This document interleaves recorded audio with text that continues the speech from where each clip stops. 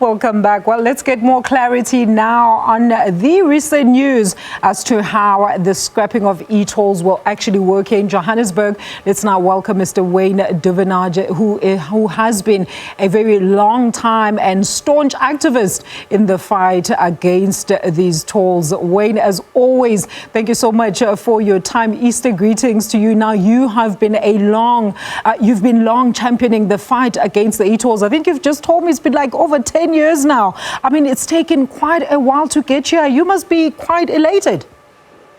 Absolutely. The entire OUTA team is elated. You know, OUTA was formed 12 years ago to put an end to this. That was after a year of trying to engage with the authorities to get them to come to their senses. Nonetheless, 2 years later, in December 2013, they launched. And here we are, just over 10 years later.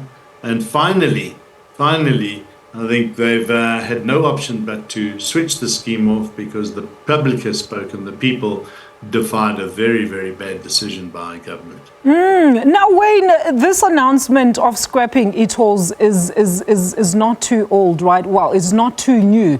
We've all been actually battling around the issue of how the total tolls, whether unpaid or paid, will actually be decided. Will those who actually did pay get reimbursed, which I suppose is still not clear at this stage? What are you hearing on your side? How is it going to operate? Well, what we're hearing is that eventually, you know, the formal shut-off can only happen once it's gazetted, and that happened yesterday. On Thursday, we saw the Gazette, and that's a reversal of the Gazette to declare the roads tolled roads. In 2008 is when it actually started, but nobody knew anything then because they kept it a secret until about 2010 when we saw these gantries going up. So what will happen now is that once that Gazette is in on the 11th of April is the effective date, essentially the blue lights or the purple lights the violet lights will carry on burning because they're going to repurpose those gantries for average speed over distance monitoring and policing. But the little transponder that builds your tag as you go under it, that beep, if you have a tag, the few people that do have, that will stop beeping. And that means that e-tolls are switched off and they're no longer charging. And those who have been paying, I doubt if they'll get their money back because SANRAL haven't been charging unlawfully, but they don't have the money either, so they're not compelled to repay the money. The 80% of people who've not paid don't have to worry about anything. The government has really stopped and halted their enforcement program, and the scheme is pretty much dead now in the water. And speaking of SANRAL not having money there, Wayne, I mean, there was a proposal, right, for a fuel levy to be introduced instead of the tolls. Are you still supportive of this view? And do you think it's feasible, taking into account the already over-indebted motorists amid all the consistent increase in fuel prices? No, you know, we said that back in 2012 when we lodged our options, because we had to give government options when we were challenging them, we said at the time 10 cents addition to the fuel levy, which was R1.50 odd cents back then, would have paid for the 2 billion rand a year costs of the overinflated road construction costs. By the way, it should have been 5 cents, but they overpaid badly. But nonetheless, 10 cents. And guess what they went and did? They increased the fuel levy more than 10 cents every year, 20 cents, 25 cents. It's gone up since then by about R2.50. So the money they have from the motorists. And remember, you know, people say, but why should people in other parts of the country pay for Joburg's roads? Well, these are South Africa's roads. Nobody's who's paying for the road that's being built, widened between Pietermaritzburg and eThekwini right now, the highway that goes past Mklanga. These are all non-tolled roads that are paid for by the government because they're urban roads, and this road was no exception. So yeah, it's not a case of going to increase the fuel levy now to pay for the bonds. They've done this already. Now, backtracking to the initial submissions as outer, Wayne, as to why you were against the tolls. I mean, maybe let's just for the interest, for our viewers' interest, I mean, let's revisit those reasons. And if you feel that what has currently been announced is actually in line with your proposed request. And also maybe in closing, just in the interest of time, instead of the e-toll gantries, what other proposals then are you suggesting as a national blueprint and not just here in Gauteng?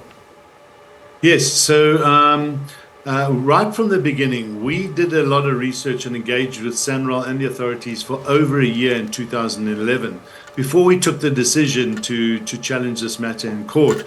And why we did that was that we could see that the scheme was going to fail because it was administratively cumbersome. It never had the people on their side. You've got to do meaningful public consultation, which they did not do. And the people were angry. Once the people are angry on a drive now, pay later scheme, and you better have excellent collection systems. That means e-notice needs to be accurate so that you can get the bills to people. The post office needs to be efficient. I don't have to tell you about that.